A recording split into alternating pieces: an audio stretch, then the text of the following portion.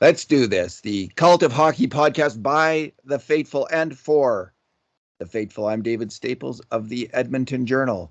And I'm here today with Bruce McCurdy. Hey, Bruce. Hey, David. How are you doing today? Great. Beautiful day in the Ton, as Bono once called Edmonton. Just a gorgeous day. Out biking, cycling today through Horlock Look like Park. you're standing right at center ice of Rogers Place in December. What's that all about? I don't know. It just popped up there. It's like my fanfare. When I enter the room, that just appears behind me wherever I go now. No, you can fool around with the backdrops, and I think people got tired of looking at the wall of my basement laundry room and the door. So I thought I'll change it up. I'll put a little photo here.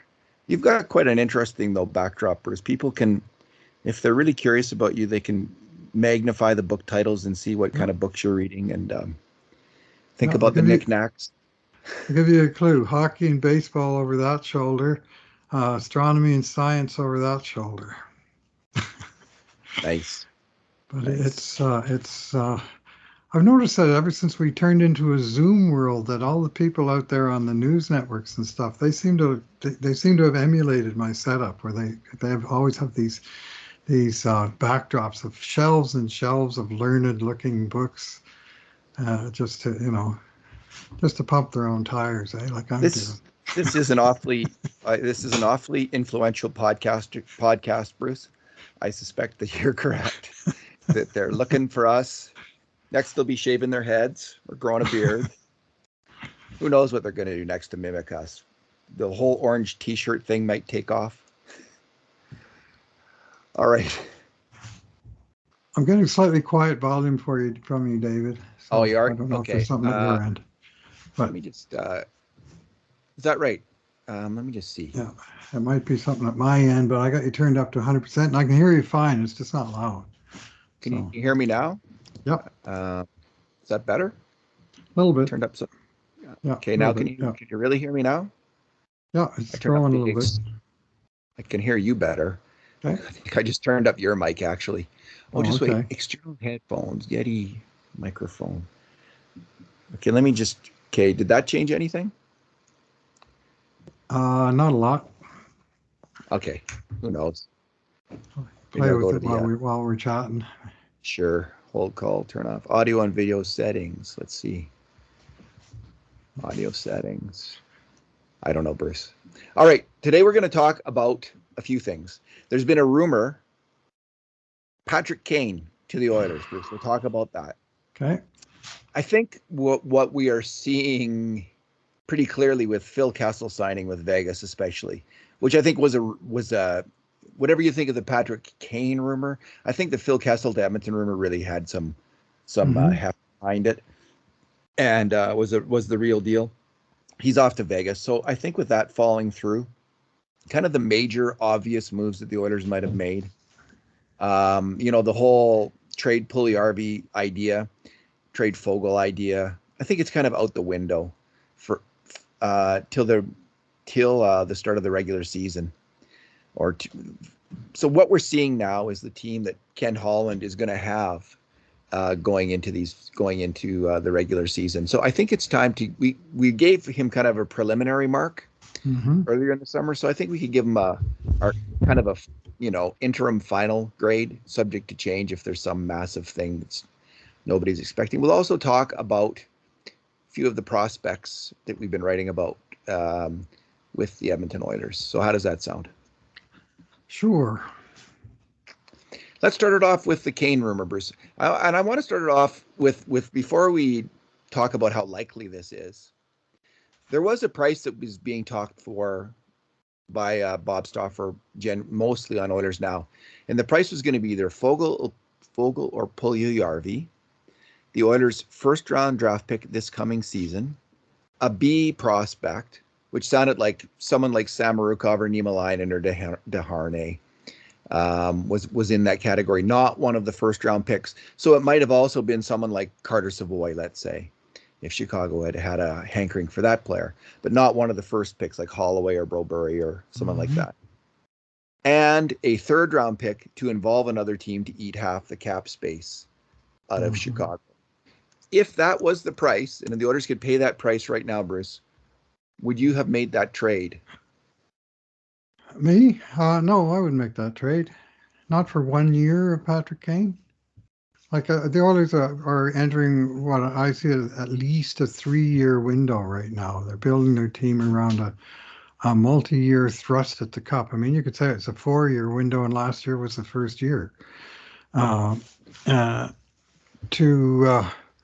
and I'll grant you that the first round pick in 2023, a very deep and rich draft, apparently, uh, is probably not going to influence the team within that 3 year window. But I'm on board with keeping the first round pick most years.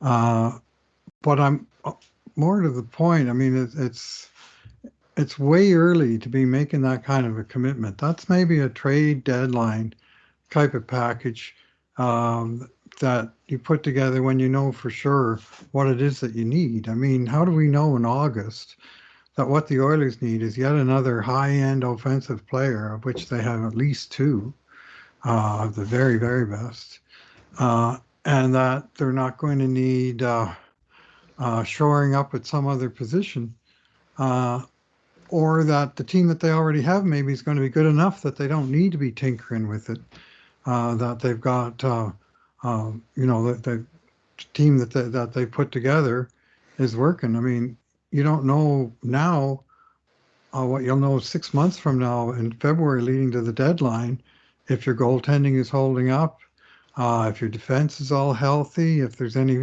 particular weak spot in the top four on your defense, for example. And to me, Patrick Kane, who's a wonderful player, don't get me wrong, but he's in many respects a luxury, and I'm not sure that um, he's a player that the Oilers need. But if he is, they're just as well getting him in February as they are in August, and they're keeping their options open, keeping their powder dry, as my friend Lowtide says, from now until then. The benefit of doing it now is you get him for the full season, but you're really getting him to win the Stanley Cup. Here's there's I have a number of thoughts on this. First of all, I think your comment that this is a luxury trade is apt, in that the Oilers have a brilliant power play already, and I don't really see. Well, you take Nuge off, I think. So I don't really see. Kane is like McDavid. He needs the puck. He dominates the puck when he's on the ice. He's a soloist. He's a brilliant soloist, and not denigrating either player by saying this. Like, that's the height of, in some ways, it's the height of hockey dominance, is to be able to dominate the game in a solo fashion. And McDavid and Kane can both do so. But on the power play, they already have McDavid on that left half wall.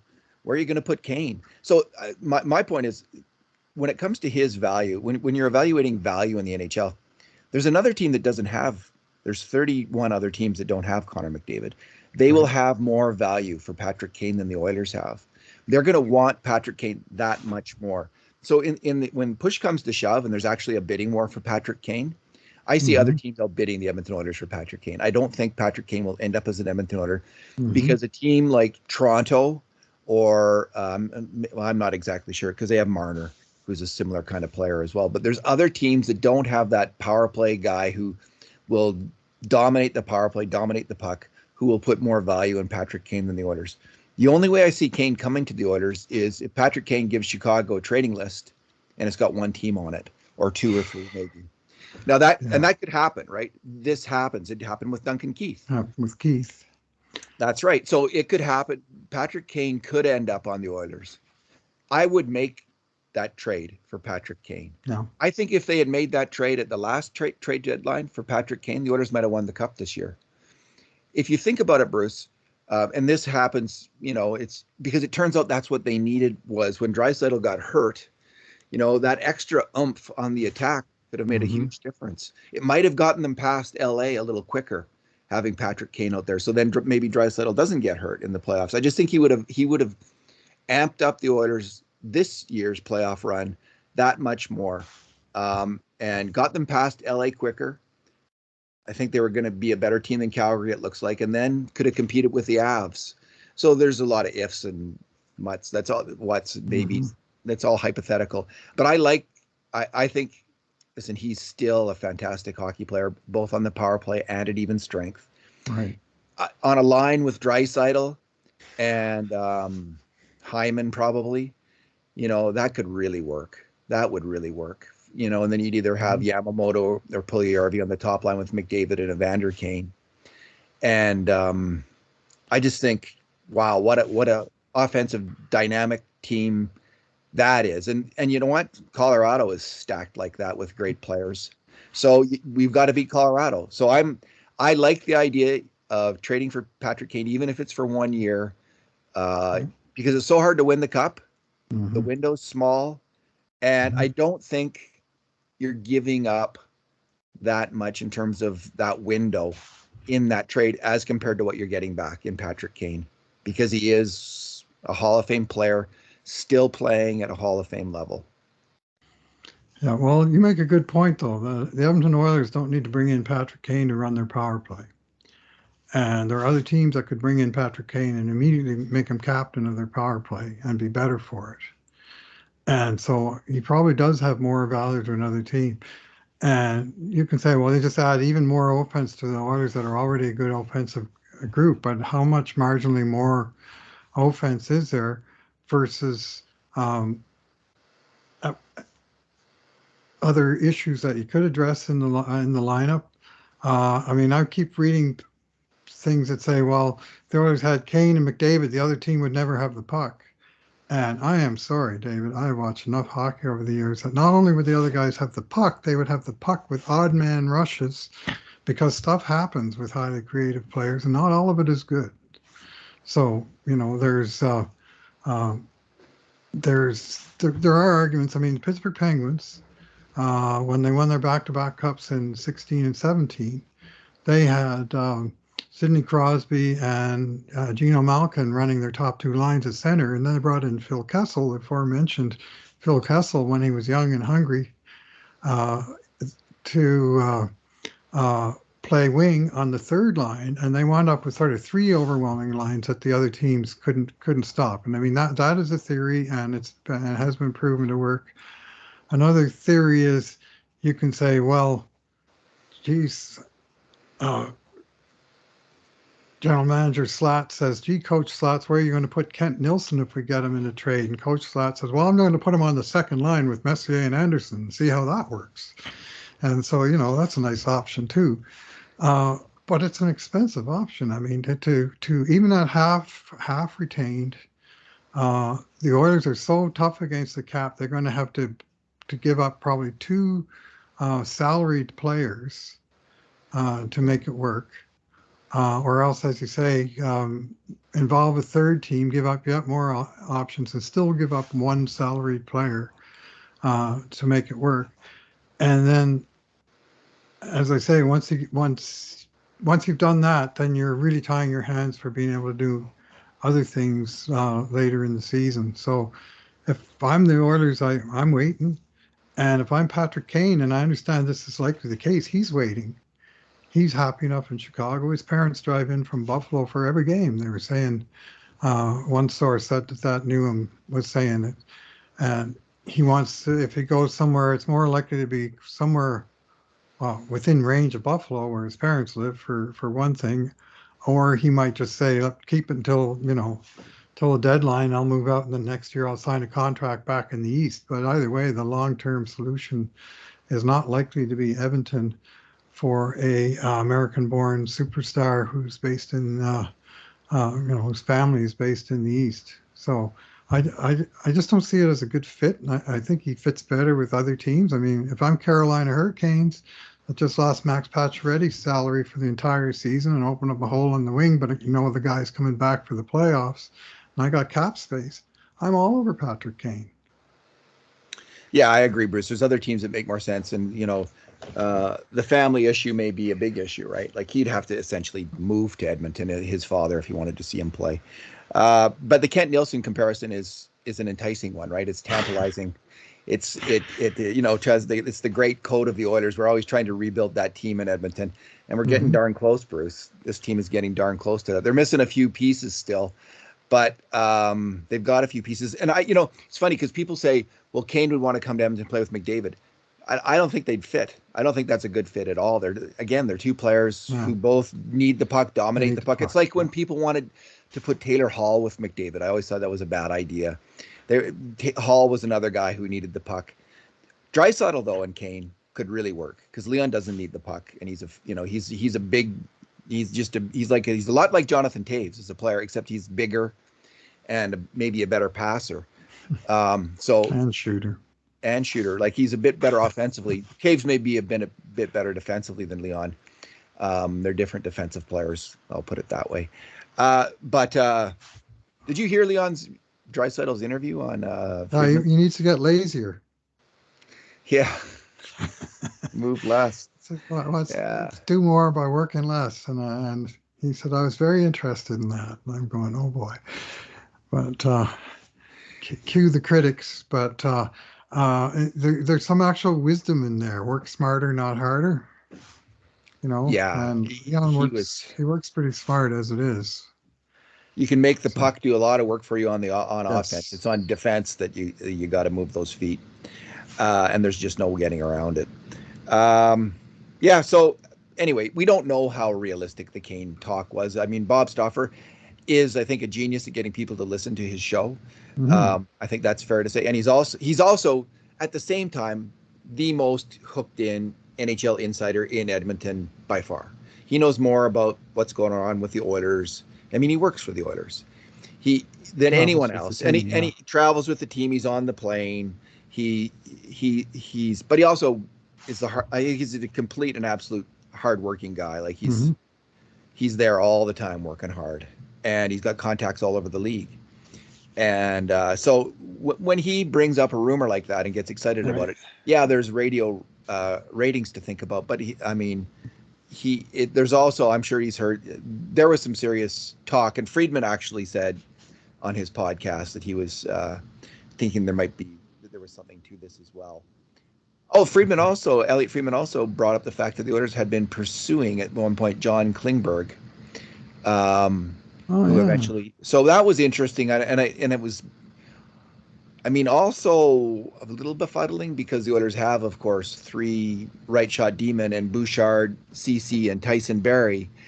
I don't know where John Klingberg would fit in, Bruce. Right. Could one of them move over and play the other side, or would they?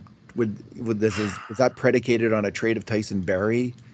So My it was. my understanding is that the and I haven't heard the podcast, but I heard somebody summarize it pretty lucidly. It seemed like, and that the thought was that Montreal would sign Klingberg and then trade him and retain half of his salary, so that Edmonton wouldn't have to pay his whole cap hit. Montreal would sign him and then trade him while retaining. It's a very creative idea, and if Ken Holland came up with this idea, kudos to him just for thinking of it. And so they would be, say, sign Klingberg for 8 million, and they retain 4 and send the other 4 to Edmonton, and maybe Tyson Barrie goes to Montreal and the other side of that trade. You see, and so they still have 3 right shot defensemen. If they think, and they'd obviously have to include something else for Montreal to eat all that salary, and for Edmonton presumably to be getting the better player in the trade. So they would have to, include extra assets. I would suggest more than one for those considerations. But uh, No one's ever pulled it's off a trade like that in the NHL I that don't I know think of. so. That's why I was impressed. I thought that's a real neat idea. I don't recall Is anyone it ever doing legal? one quite like that before. Is Well, it I was trying legal? to think, when was the last time a team signed a player to a big money contract and traded him? But I mean, Buffalo did with Taylor Hall. Like, they waited till the deadline, they traded him. But I mean, what's to stop a team from doing it the day after they sign the guy? I don't Use their think there's cap anything space. saying they have to keep until Christmas, especially if Whew. it's a 1-year deal. That would have been an interesting trade. I mean, Yeah. has been a pretty fantastic hockey player. So in terms of building the old 1980s Oilers, then there's your Reijo Ruotsalainen, and then you bring in Patrick Kane, and you've got Kent Nilsson. Hmm. Uh, All right. And here's the thing, David, the Oilers may well have won the 87 Stanley Cup without those guys, but they sure did help make the team even that much Oh, stronger. that line of Nilsson, Anderson, and Matthew. Pretty Bruce, good second line, David. those guys would just fly. They were flying on this. It was magic. Mhm. That line was really magic. I mean, Curry, Tikkanen, and Gretzky was probably the best Oilers line I've ever seen. Yes. That's the second best Yeah, Oilers they're on line. the same. That was the top six of that team. Like it was just absurd How did the how good Flyers they take them were. to 7 games? Because the Flyers were a fantastic club that Yeah. wouldn't give up. I wrote a post about them, the team that wouldn't die. I called it, and I wrote about that series, which is probably the greatest Stanley Cup Finals series in last 50 years. It was something else. Certainly the best one involving the Oilers. It went to full seven, and it had the two best teams in hockey by a long ways. Strangely, the most vivid cup run for me is 1990. Yeah. It's the one that I just remember the best and the most, and it just had a big. I guess because it was so on a certain level unexpected. And the Winnipeg series, the first round win over Winnipeg was come from behind, was so great. And Bill Ranford turning around, the kid line coming together, everything that came together on that team. It just stands out for me the most of any of the Oilers teams. So Bruce, we were talking about. So I think the Oilers, the latest from Bob on Oilers now is that the Oilers are kind of done. They might bring in a couple more Hmm. players. And Sam Hmm. Gagner's been mentioned, and probably another like a depth PTO. defenseman. Yeah. So it sounds like Ken Holland's work. Whether he might have tried this and that. Maybe he was trying to move Jesse Puljujärvi. It sounds like he was, but didn't happen. So it's looking to me like they are kind of settled heading into camp at least, and things may not change much before the regular season. So this could well be the team, and I think we can give this a more thorough roundup. I'll just quickly go through the lines as I see them, and not Hmm. everyone's going to see the lines right now, but it gives a little starting point. So Sure. we have Evander Kane, McDavid, and Puljujärvi on the top line. Hyman, Draisaitl, and Yamamoto on the second line. Fogle, Nugent Hopkins, and Derek Ryan on the third line. And either Janmark or Holloway and McLeod and Shore on the fourth line. The defense pairings are Nurse and Ceci, Bouchard and Kulak, and Broberry and Barry with Campbell and Skinner and net. Not a bad team, Bruce McCurdy. Not a bad team.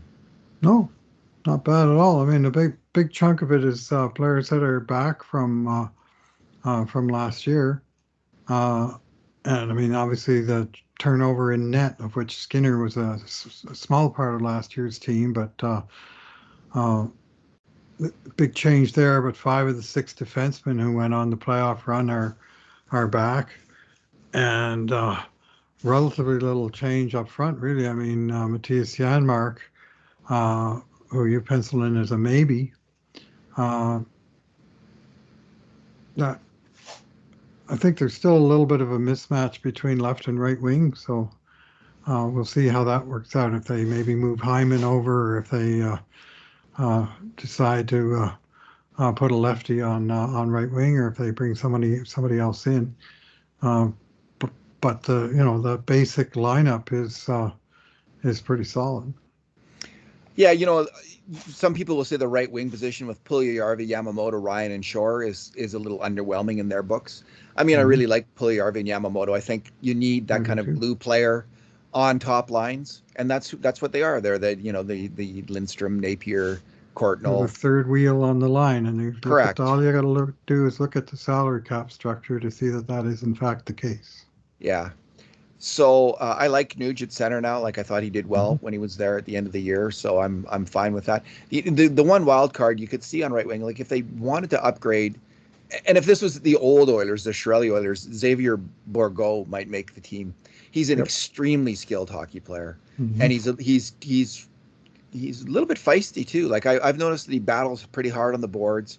I don't think he'll make it though on Ken Holland's Oilers. Ken Holland's Oilers, they go to the farm, and they learn the business trade there. So I don't see that happening this year.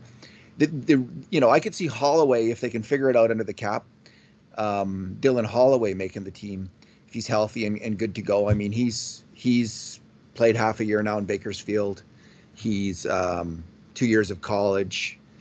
he's a big, fast, aggressive forward. I could see him beating out, let's say, a Devon Shore for a lineup spot, and Hmm. being on the team in that way. But they'd have to figure out a way to make the money work. And other than that, we're just, there's the debate about the seventh, who's going to be the seventh defenseman. But they have got a lot to pick between Niemelainen, Deharnay, and Samorukov. These are all players who aren't 20 or 21. They've been pros for 3 or 4 or 5, 6 years, some of them.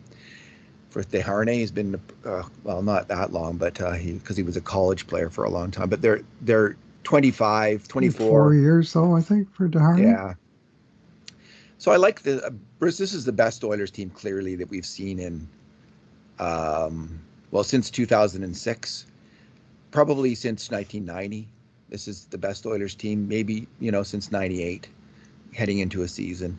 And I'm gonna, for me, with Ken Holland, you could say, well, he got lucky or this or that with this lineup. I see a lot of Holland's trademark attributes: patience, patience, patience going into this lineup. And I really think it stands out with Puljujarvi still being on the roster. First of all, like welcoming him back to the Oilers a couple of years ago, Yes. after that debacle. Hmm. With Kane, Evander Kane on this team, giving him a Hmm. chance, figuring out the negotiation. The Kulak negotiation. I see some patience and smarts there. The CC trade. Um, I this is a very strong roster. If people had said 2 years ago you're going to have Evander Kane and Zach Hyman on the wings, and you're going to, we wouldn't have been excited about Cody Ceci and Brett Kulak on defense, but I think that speaks more to just the nature of the why I'm excited about them is defensemen develop when they hit this age. That these guys are the golden age for defensemen, and these guys are both in it. And I think they're both going to really play well this year. I think I'm Hope so. increasingly bullish. Maybe I'm just convincing myself, guilty of motivated thinking with Kulak, but I just think no, he's overripe to be a top 4 D-man. He's finally ready to step into that role and excel in it, like Cece did last year. And I think that's what we're going to see.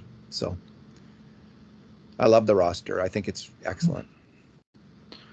Yeah, well, to keep his roster mostly intact, and of course he's lost Duncan Keith and the $5.5 million cap hit, so that gave him some walking around money in the summer, and he spent basically all of the walking around money bringing back his own players. He'd already committed to a $3.6 million raise, increase of the cap hit from a competitive viewpoint to Darnell Nurse. Uh, in bringing back Evander Kane from last year's bargain basement, 2.1 million cap hit, gave him about a $3 million upgrade, and then 3 other guys that got their cap increases approximately tripled and went up by around $2 million, and that would be Puljujarvi and Yamamoto, who both signed extensions, and Kulak, who of course also signed an extension. He got about a 50% increase from what he made last year, but when the Oilers got him from Montreal, Montreal retained half. So he was on a contract. He was on the payroll as a $900,000 player, and now he's a $2.7 million player.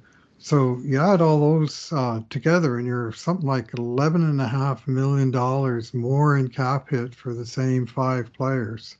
So Yeah. about half of that came from Keith's retirement, and the rest of it is going to come from some real crunching at the corners. They lost a couple of contracts they're happy to see. I think the last of, like Kyle Turris, that opened up a little bit of space. Not a lot, but just $900,000.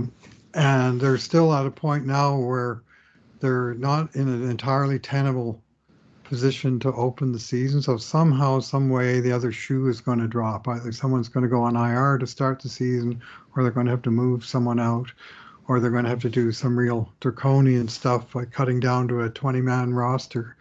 And I don't see that working in the long term because, people do get hurt when the season starts. So his summer is not over. I mean, he's also got to sign Ryan McLeod, but he's, in some ways waiting for the season to start. That that move about making the payroll fit under the cap, that could literally come on the day before the season opens. McLeod hopefully gets done a little before that.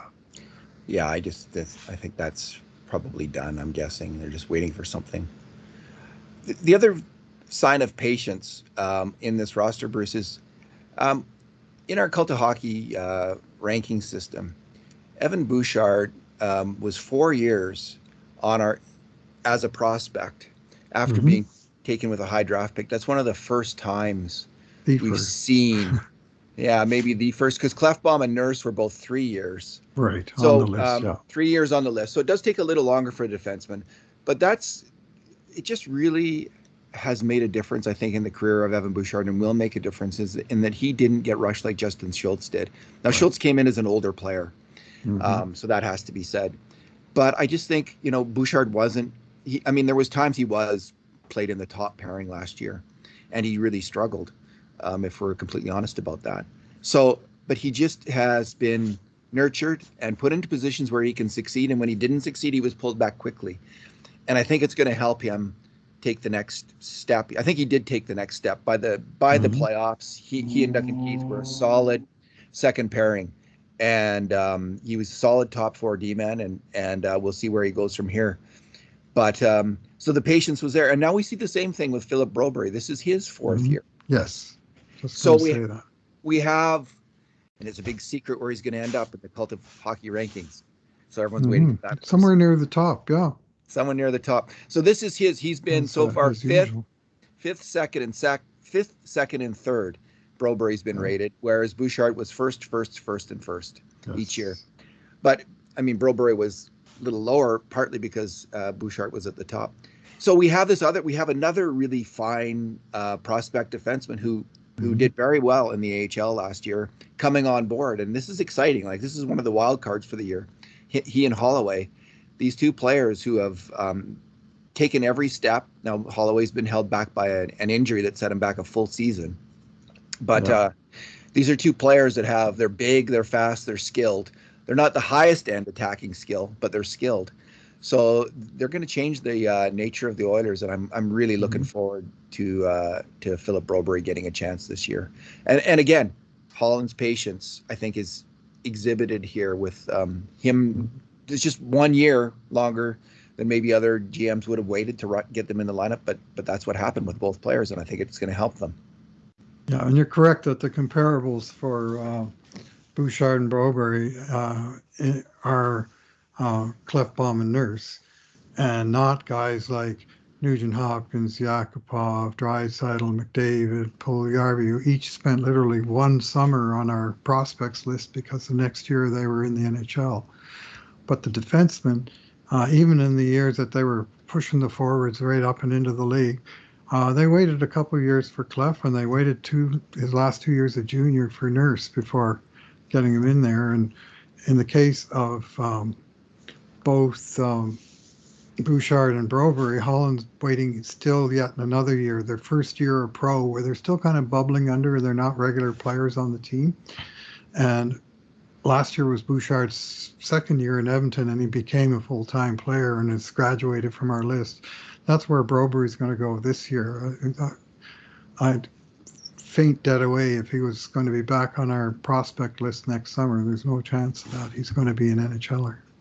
I want to correct myself, Bruce. Clefbaum was on our list 4 years. So he was on, 4. yeah, he was on 4. He was on starting in 2011. And Okay. that year he played in Farjestad. Right. Then he was on in 2012-13, which was the strike year, lockout year in the NHL. And he was again in Farjestad. Then the next year he plays 48 games in AHL and 17 in the NHL. That's his third year on the list. And then he goes into that summer, and we put him on the list again. And he ended up playing 60 games in Edmonton and 9 in Bakersfield that season. And it could be the same with Broberry That's this year. where Broberry is right now. Yeah, well, he will play about level 60 with Klefbom. Yeah, all the way along. Yeah, he may end up playing a few games in Bakersfield, seeing how it goes. But Klefbom stepped up and was pretty good. And by 2016-17, Oscar Klefbom was becoming one of the best left shot defensemen in the NHL before he got injured. So I guess he was always battling that shoulder injury a little bit. Just happened, but And he didn't have. He was making a lower quality defense core than the Oilers sport right now. yeah. So that was under McTavish the last little bit there. It's interesting in the AHL. Broberry has better numbers, scoring numbers, than Klefbom did in that same 3 years after draft season. Considerably better, like triple or double. Like it's hard to tell. It's power play mostly. Yeah, maybe Klefbom didn't get that opportunity. Maybe they had Brad Hunt. Till he got to Edmonton and the #1 power play in the National Hockey League. Go figure. Yeah, they had. Don't always develop in straight lines. Well, they had, and Todd Nelson's been criticized for this. They had Brad Hunt in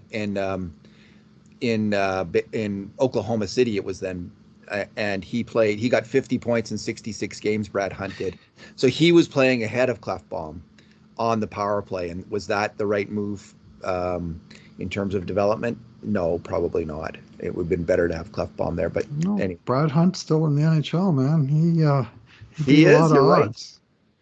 Right. He is. Didn't he sign with Colorado? He signed with this summer with a good team, and he was with Vegas. He's a little guy with great offensive skill. So he's played I think Edmonton. They had him tagged for the right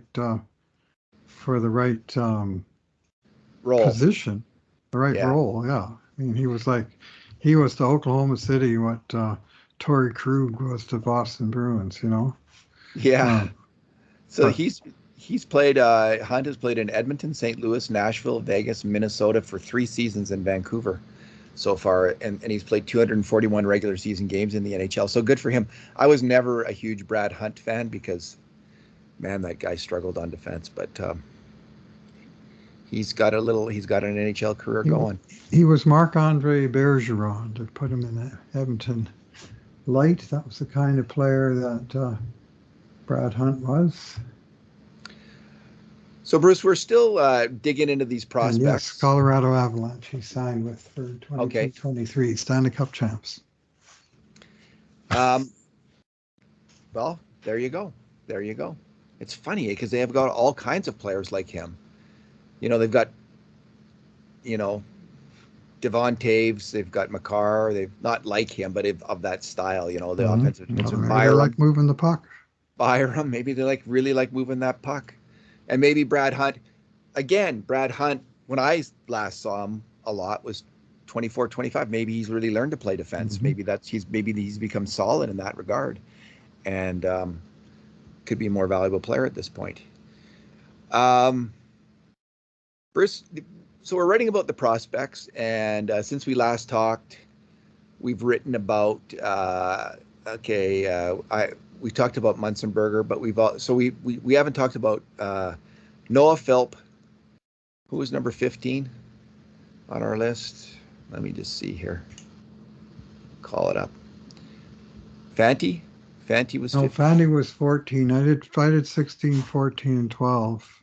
Philp. Okay, Fanti. Philp, Tullio, Fanti, and Kesselring at 13, the latest one.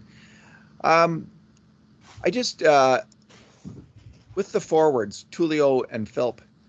The interesting thing about the forward group on this Edmonton Oilers prospect list is, I think, the focus on skilled wingers, skilled forwards who can maybe one day fit in with McDavid or Draisaitl. And the Oilers are loading up with this kind of winger again and again and again in the draft. And I think in the hopes that one of them or two of them, when they can't, let's say, afford, let's say it comes up, they can't afford Kyler Yamamoto or Jesse Puljujarvi anymore.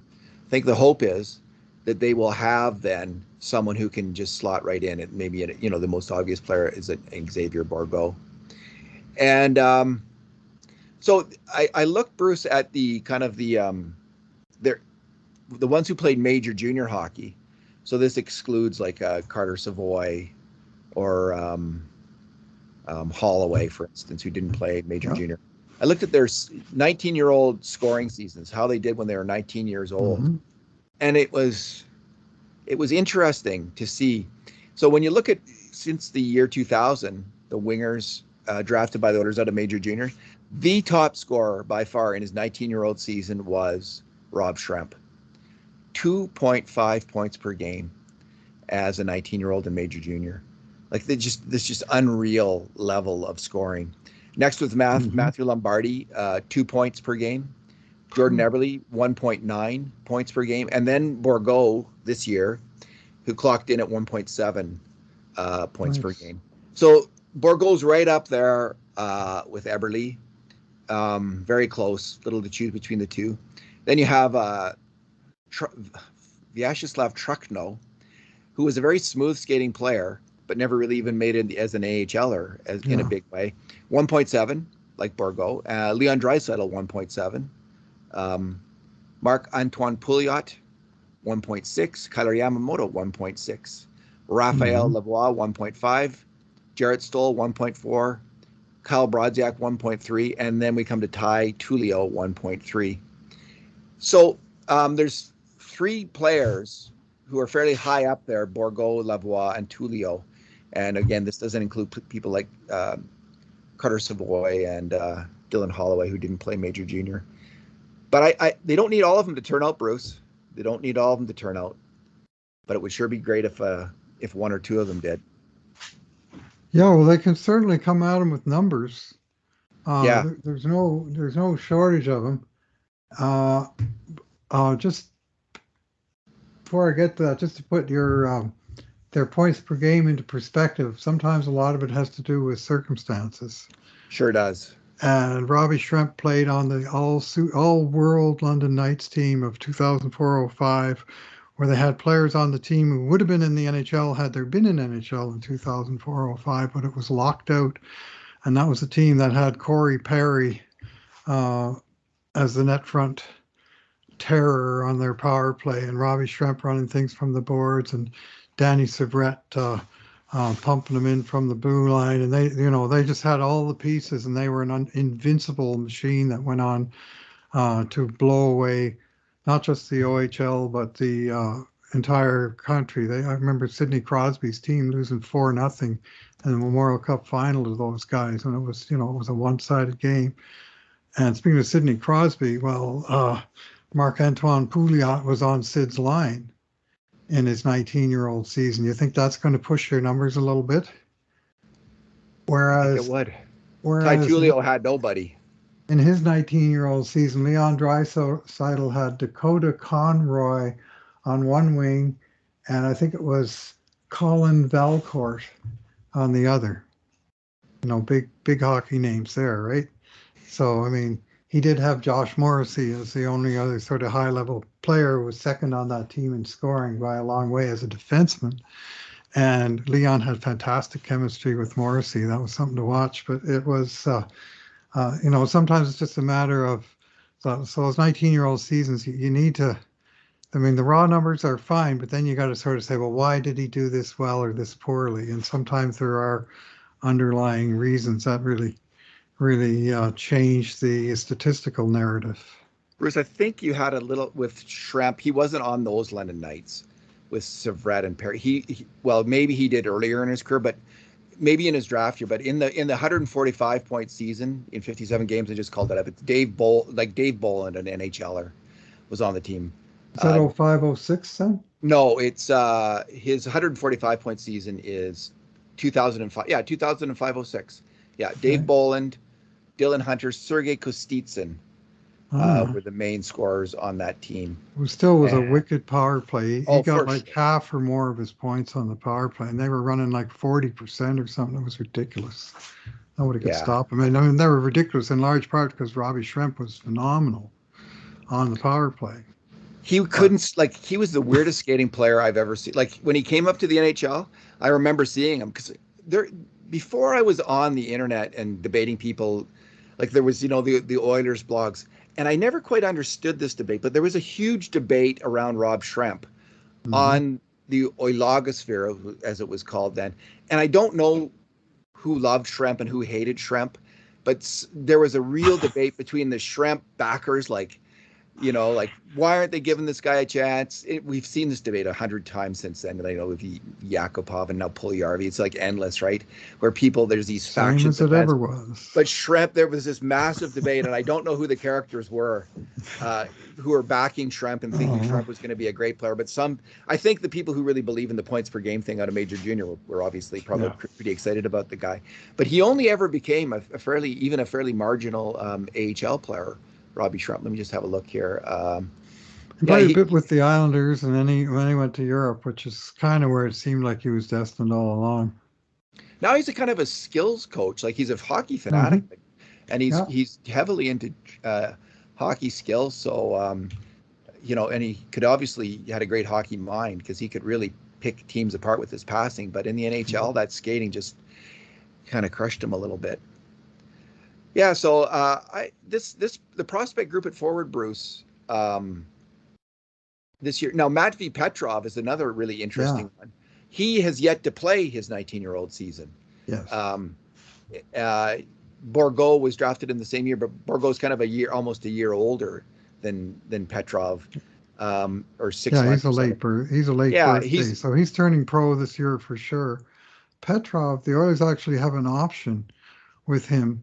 Unlike most juniors who have to stay in junior or else graduate to the NHL directly, in the case of Petrov, he was drafted out of Russia. So because he wasn't drafted out of the CHL, the Oilers do not have to loan him back to North Bay, is it in the CHL?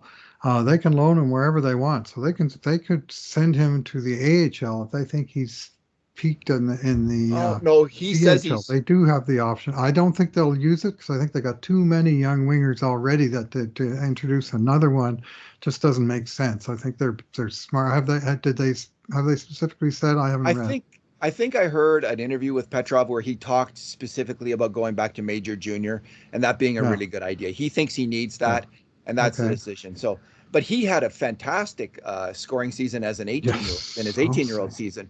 So we'll see what he does as a 19-year-old. A lot, again, like you say, a lot will depend on his line mates and who he's out there with, and like he will obviously be on the power play. But man, that pick, which the Oilers got from, was it where? There's something about that pick that you keep bringing up. Something about the Maple Leafs. Toronto wouldn't accept the pick as payment Oh, that's right. for signing Zach Hyman to an 8th year contract and then trading it for that Yeah. as compensation. So the Oilers wound up keeping the pick, signing Zach Hyman to a 7-year deal, and then using the pick to draft Matvey Petrov, who now looks like a real prospect and who I sincerely hope scores a hat trick in his first visit to Toronto in the NHL. I like that. That's on the list of the great Bruce McCurdy grudges, and and now and then they pop up, and this is one of them. I'm, And I'm glad the trade didn't work out. I'd rather have Petrov. I think they can work around the $400,000 or whatever it is for Hyman. at this Wasn't point, that big a difference. I mean, the way Petrov played in Major Junior, it's pretty darn exciting. I mean, that was one hell of a year he had as an 18-year-old. You know, a Russian kid coming over for his first year in North America, different culture, all those things going on, and he just crushes it. So, 40 yeah, goals and 50 assists. yeah, pretty darn tootin' good. So he's on the list of as I call them, the young guns. The Hmm. young guns: Borgo, Jake Chason, Dylan Holloway, Raphael Lavoie, Matvey Petrov, Carter Savoy, Ty Tulio, and you might even include Noah Philp. How do you see Philp, Bruce? You wrote about him. What do you think about him as a prospect? He's a wild card, you know. Uh, there's so few players that come out of the CIS these days. There really ever did. There was a little burst of them in the 80s, in the early days of that the Oilers were in the NHL. That guys like Randy Gregg and Don Spring and Dave Heinmarch, just to name three that came out of U Alberta, um, made the jump into the NHL. But it's become rarer and rarer. And the Oilers already have one in the form of Derek Ryan. You know, you want to talk about Bob Stauffer being influential. Well, Bob was jonesing for Derek Ryan for a good 3 or 4 years there before the Oilers finally relented and went out and signed him. But Derek Ryan is a terrific underdog makes good story. But guess what? It was 5 years between him graduating U of Alberta and making the NHL, 4 in Europe and 1 in the AHL. So Philp has gone directly to the AHL. I'm not saying he's Ryan, but there are things in common with them statistically in terms of how the level they scored at, in both in major junior and then NCIS hockey, mind you, 12 years apart, but generally fairly stable leagues. And there's things that he's like, they're not comparable as players. Philp is way bigger, and he's maybe, not a darter like Ryan is, but more a swooper. He's got reach and leverage on his side, and some pretty good defensive chops. In the post that I wrote, I included a nice scouting report from Bruce Kurlock, who watched him quite a bit in the games that he played in the AHL at the end of the season. He got some games in after he signed, and uh, he he picked out some clips that included not just some good work in the offensive zone, but some good defensive coverage. And there was one in particular that was, he came back hard on the back check to break up a potential breakaway and wound up taking the puck the other way and setting up a goal at the good end. You just have to watch that clip and say, well, that's a player of interest just based on that one sequence alone. Like, he's got some game. He's 23, I think, turning 24 relatively soon in the season. He scored a goal in the game in the CIS last year. How does that translate into the AHL? Who knows? He's got a 1-year ELC because of how old he was when he signed it. And so they're just basically rolling the dice and seeing how he performs. But so he's, to me, a wild card, but he can play center. And maybe with all these wingers that we're talking about, possibly Dylan Holloway, possibly Xavier Bourgault, Carter Savoy, Raphael Lavoie, Ty Tullio, maybe Philp winds up playing center because they got so many wings. So he's at least got that option that he's a natural center. So there's all bets are off. I mean, we rank him at number 16, but it's just really a wild ass guess. He could be anywhere on that list. It's fascinating. Like, when you look at prospects, there's always a tendency to have excitement around the prospects and hope. And, and I think that's fair. Like, these are all individuals. But I've been doing this rather sobering exercise, kind of compiling lists, going back and looking at the Oilers, like looking at the top 20 players ranked in these lists since 2007, which is the first time I can find one of these lists. So the first 5 years, the list comes from Low Tide's blog, because he was the only one doing a list at that point. And then starting, I think, about 2011 or 2012, the Cult of Hockey, we start our list, and it was you and Jonathan Willis, and then I joined in, and then Kurt Levins and Jim Matheson we've all been working on it in the last 3 or 4 years. It's very sobering, Bruce, very sobering to look at some of these lists and to recall the optimism and excitement around the players on the list. And I'll just give you one example. Here's the 2010 list for forwards. Number one, Taylor Hall. Number 2, Jordan Eberle. Number 3, Magnus Pajärvi. Number 6th ranked out of 20, Curtis Hamilton. Number 7th was Tyler Pitlick. Number 8th, Linus Omark. Number 9th, Anton Lander. Number 13, Ryan Martindale. And number 14, Chris Vandeveld. So I just remember their super amount of excitement among Oilers fans, including myself, about this list of players. And I mean, Taylor Hall did win a MVP award, but it's their careers with the Oilers, all of them. None of them panned out with the Oilers the way we would have hoped. I think it's fair to say, not one of them. It's just tough. You just never know how it's going to work out. So on this current list, my point is, if one of them does pan out, that's huge. With this group of players, and this group of players includes Dylan Holloway and Xavier Bourgault, who are kind of in the Eberle class, Pajärvi class as prospects. If one of them turns out and can help it in a top 6 role, and maybe another one becomes a useful third or fourth line players, this will be a successful list for the Edmonton Oilers. But what we have to hope is that's what happens. And I don't know why though. I don't know why it didn't turn out for more of these 2010 players. A lot of them became okay NHLers, like Pitlick and Vandeveld both had NHL careers, have had NHL careers. Yep. But not in Edmonton. Eberle panned out. He delivered a lot of good seasons for Edmonton, and then he's delivered a few more for New York Islanders after they traded him originally for value. And so, what he did pan out. Just got traded, and which is a little frustrating in the end. What went sideways? That 2010 list was the list of hope with Hall, Olmark, Payarvi, and Eberle, with an extra helping of Hamilton and Pitlick if you want more H and P in your hope. And the trouble was they were all wingers. All those guys were or wound up being wingers, and they didn't have centers to build on. Building a team around the wings, the one thing we learned from that 2010 list, it's not how you want to build your team with wings.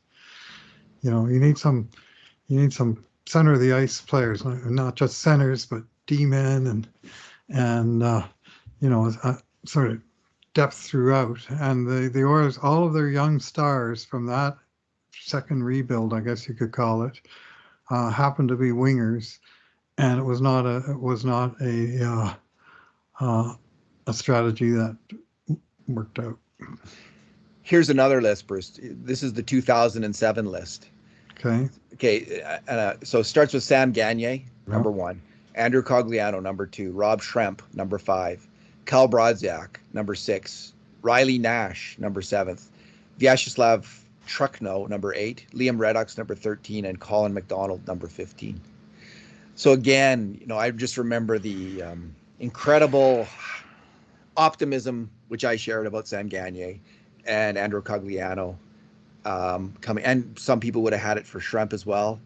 And then Brodziak came in and impressed a lot of us people, and then Riley Nash refusing to sign here. So yeah, there's always a lot of hope and optimism, but often the results just don't come through for a team.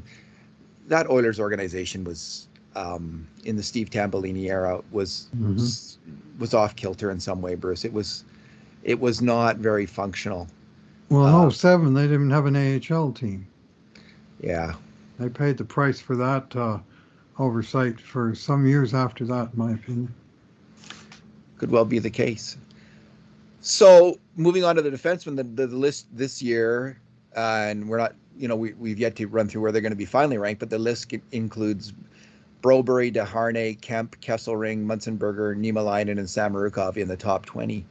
And when I was looking at that list, what I wrote about Kesselring today, and Kesselring had an okay year, his 22-year-old season in the AHL, his first year on his entry-level contract. He got COVID and it set him back. Like I think similarly to Puljujarvi, I think COVID hit some people harder than others, and I think Kesselringer was on the harder end of it, and it set him back. So kind of a sideways year for him.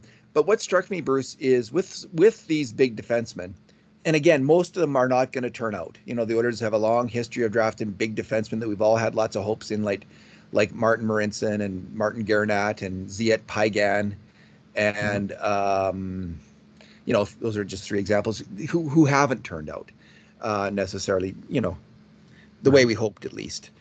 Now this year there's a whole truckload of them. There's DeHarnay, Kesselring, Kemp, Munzenberger, Niemelainen. It's interesting. Both Niemelainen and DeHarnay were taken. It was the 2016 draft. The 2016 draft. They were kind of on the William Lagesson development path, being on this list a long, long time. The slow train. But it strikes me, and I haven't done a survey on this, but big players, I just think big players can often 100%. Take longer to develop, and big defensemen especially. So there's still, I think, one of these, again, if one of these guys, DeHarnay, Kemp, Kesselring, Munzenberger, Niemelainen, or Samorukov, can become a solid, really solid bottom pairing defenseman on a team that can go deep in the Stanley Cup playoffs, or if 2 of them can, that's huge success. I mean, that would represent real success. and they're all battling it out now, and they're all kind of, it's going to be when they're 24, 25, 26, I think that they'll finally rise to an NHL job. But we may see it this year with one of them, with Niemelainen in particular, I think, having the inside edge because he played in Edmonton last year and acquitted himself well. We might see one of these from the big boys brigade, as I like to call them, graduating to Edmonton. But none of them might make it. Is the other fact of the matter. Like we've seen it before with lists of defensemen that looked good at the time, and none of them made it. So one real positive with this list is that all those guys you were just talking about have had extensive training under Jay Woodcroft and Dave Manson at the AHL level. So it's not like they're coming up to an NHL team and nobody knows who the hell they are, where they came from, or what they're capable of doing. And I think that's a huge advantage for both the player involved and the coaching staff to have that experience working together. As they were all working their way up from the minor leagues, and well, the coaches didn't quite get here first, but they got here ahead of some of those guys. But it's not like they're going to be going into training camp this year and have no idea who Vince DeHarnay is. They know very well who he is, and they have an idea what kind of path that he's on, and what he needs to work on, and the whole thing. And the same really goes for any of them. To me, rather than Niemelainen, I think just because of the logistics of how things work in the NHL, I think Dmitry Samorukov should be and likely will be the first in line as even the seventh defenseman that gets in and out of the lineup, because he stands alone among all those guys in that he can no longer clear waivers, or he's no longer waiver exempt. He would have to clear waivers to get sent down, whereas even Niemelainen, who played in the NHL last year, he still has some exemption. That comes down to a choice between the two of them in October.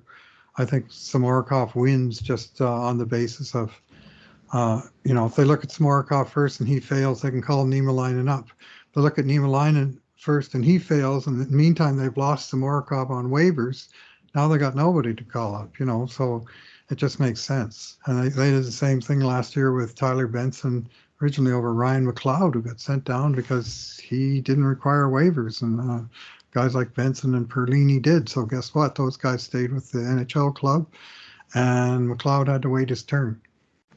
A patient, rational approach from Holland. Like I agree. I think it's most likely they'll want to see Samorukov in 20 games, 15, 20 games, and then decide, right? And I just want to see him in the third period of a game. After what happened. Oh, that poor guy. Did he ever have a rough start? That was brutal. Poor guy. I mean, just trust into it. Well, I went to the one rookie game, the first rookie game of the season against Calgary, and I went there specifically to watch Dmitry Samorokov's every shift, and I did, all one of them. He stepped up to hit a guy in the neutral zone in the first shift of the game, basically hit him with his face and broke his cheekbone, orbital bone. Some bad luck. Yeah, so the season had a brutal start, had a brutal finish with an injury, and it may be that he's just one of these guys, Oscar Klefbom, Doug Lynch, one of these guys is good enough, but just his body won't hold it together for him. Did he get injured at the end? He did. He missed all the playoffs, and then he hurt the other shoulder from the opposite one that he hurt in the KHL the year before. So he's had sort of 3 significant injuries in a season and a half. So that's his Achilles heel. I think as a player, he's got a whole lot of tools, and I'd love to see him, just get a chance to play a few games and just play. Apparently, see those tools at the NHL level. Yeah, when he got healthy in the AHL last year, apparently he was really good, and we saw him play in the KHL. We saw a number of his games, and he was really, really good. He was so steady, and it's so hard for a young player. 3 major injuries. Just bam, bam, bam. Like it's just got to get you down and set you back significantly. How I wonder how bad did he need surgery on this last one? It was before the end of the season and whatever. I mean, he's apparently ready to go now for camp, but I can't recall if there was a specific procedure involved or if it was just he was done and he had to, wait to come back the following season. But he's had two season-ending injuries and what amounted to a season-starting injury in the last year and a bit. So that's it's either horrible luck or else he's just made out of glass, in which case he'll get hurt again and that'll be that. So hopefully, like I say, it'd be nice to at least see what he can do. And It's a rough, tough game. Pro hockey. mhm. It is a rough game. Hockey is not for cowards, as Anatoly Tarasov liked to say quite accurately. Alrighty, Bruce. Any parting thoughts or anything else you'd like to add? Or Yeah, Ryan Fanti, I wrote about him, the young goalie, the prospect that they signed out of U.S. college. yeah, And I had a good look at his record, what he was able to do last year in University of Minnesota Duluth, and he had a very strong year. He played on a club that it wasn't a high scoring team. It wasn't a particularly good team. They were fifth seeded in the 18 conference going into the playoffs. But he had really solid numbers all year long. He had the best goals against and save percentage in the NCHC, whatever it is in that part of the country. I get some of these acronyms, especially in U.S. college, mixed up.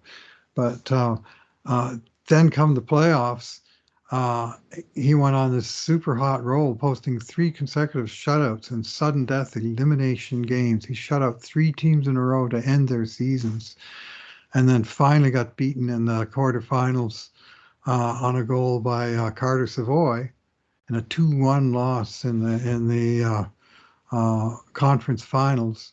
And so, in the meantime, UMD had won the conference from the fifth seed, and he'd made a very strong impression. I think he stopped over 100 shots in a row at one point, and so just an interesting tale. Like he's a late blooming goalie, which is kind of what you expect when you sign a free agent out of college. It's someone who hadn't made enough of an impression to even get drafted when he was 18, 19, 20 years old. And he got cut at his own team level in Thunder Bay. And then he wound up moving down the coast into Minnesota to play his developmental hockey and then on to university there. And again, a wild card. But a player apparently was pursued by more than one NHL team, and but the Oilers quickly won. Like he signed 2 days after they got eliminated, and already he'd signed with Edmonton. And he himself said, I think this is the best fit for me by far. And I like his chances of winning a regular job in Bakersfield this year. And then let's see, he'll team up with Calvin Pickard, a nice, veteran goalie that's been around, mentor him a little bit. And, the kid himself is 22, coming 23, and just, beginning to show what kind of goalie that he might be. And I had to look into that whole class of goaltenders, undrafted players that came out of U.S. college ranks. And there were some pretty good ones that Oilers fans would know, like Curtis Joseph and Dwayne Rollison Cam Talbot. and Cam Talbot, the active one with the best numbers. And there's been the odd sort of gem that comes from that route, and all you can do is cross your fingers and hope that this is the one. They had a guy a few years ago looked promising, Shane Starrett, and then he got injured, and that was his whole career got derailed by injuries after he's really starting to show signs of being good, and then he got hurt, and that was well, hopefully Ryan Fanti doesn't get hurt and he just continues to come on as a goalie and makes himself part of the picture. I mean, obviously you grow your depth by whatever means you can, and every once in a while 1 in 5 or 1 in 10 or 1 in 20 guys works out for you. It's you got to keep rolling them dice and hoping that one of them comes up boxcars. My final comment is that the Bakersfield has hired a couple of assistant coaches. Josh Yeah. Green. I think this is the Josh Green who played with the Oilers for Two a few stints with games. the Oilers. Yeah, and he also played in Big Finland. Josh Green. Yeah. He played all over the place. He Hmm. had 341 NHL games, big forward. Huge And winger. Yeah. yeah, and Keith McCambridge, who's an interesting guy. He played in Western Hockey League, and he was always low scoring, shutdown, D man, really physical. You can tell from his penalty totals. So Hmm. it's like they've replaced Dave Manson with a different. Dave Manson was of course a much more offensive hockey player than McCambridge ever was, but they've got a guy who clearly knows some of the dark arts of defense, teaching the defensemen down there in Bakersfield this year. So good luck to those coaches and those players. I heard Uh, an interview with McCambridge, I was and impressed with the guy. yeah, I thought, yeah, it sounded good. It sounded like he had a sensible approach to things, and his experience was, as you say, it's playing the specific type of defense, but I'm sure things, even if you have a sort of deeply defensive oriented coach teaching offensive players, that he can impart some wisdom that can help those other guys. And if he's teaching a guy like Marcus Niemelainen, well, he might be looking at his doppelganger for all we know, right? And as we know, again, harkening back to the glory era, you can Hmm. have a coach who used to be a total grinder, who had a hard time scoring, and he can become the greatest offensive coach in NHL history. That's Glenn Sather. So, just because a player is a certain way doesn't mean he's going to be that way as a coach. He might just totally be a great enamored with offensive play and a great skills coach and a great offensive mind for pro hockey. Right. We don't know. Like But Manny Vigouroux. Uh, yeah, anyway, Josh Green, he ended his North American career as the captain of the Oklahoma City Barons, with whom he played his last 2 years, while also getting a little bit of time in Edmonton. And then he went over to Finland for 4 years and ended his pro career as the captain of Kuku in the Finnish league. Not to be confused with Slater Kuku, but uh, he was a great big, like 6'4" forward. And he always waited for the guy to pop, and he never really did. But he was a okay depth tweener kind of player for sure, and he'll have a ton of experience to pass along to those young bucks, and some of it will be riding the buses in the minor leagues because he did some of that himself. it's one guy we never talk about is Slater Cuckoo. Mhm. Who will be in the running for the seventh defenseman job on the Oilers. I don't even know if heck is even on my Oilers depth chart. I might have even no, he is. I have Nurse, Kulak, Broberry, Niemelainen, Cuckoo, and Samarukov. That might need some reordering. All right, Bruce, All right. let's leave it there. Thanks for talking today. All right. Thanks for listening, everyone. And in the meantime, and in between times, this has been another edition of the Cult of Hockey podcast.